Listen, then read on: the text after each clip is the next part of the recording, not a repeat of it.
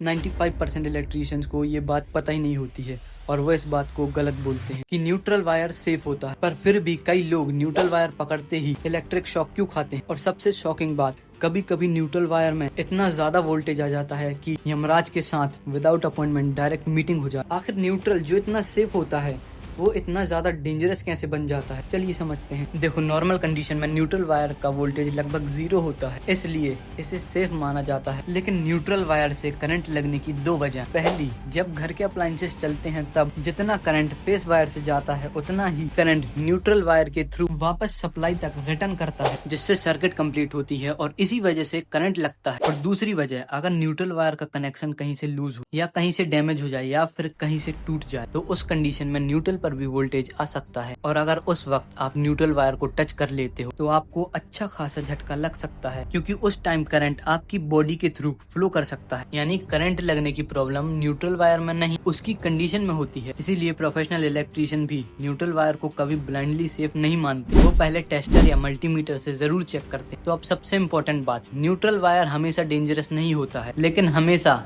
Safe भी नहीं होता है। तो अब बताओ, क्या आपको कभी न्यूट्रल वायर से करंट लगा है? भाई मैं पर्सनली बताऊं तो हाँ, मुझे लगा है न्यूट्रल वायर से करंट। तो अब बताओ, क्या आपको कभी करंट लगा है न्यूट्रल वायर से? जल्दी से कमेंट करो और मुझे फॉलो कर लो ऐसे ही और इलेक्ट्रिकल नॉलेज के लिए। Bye bye.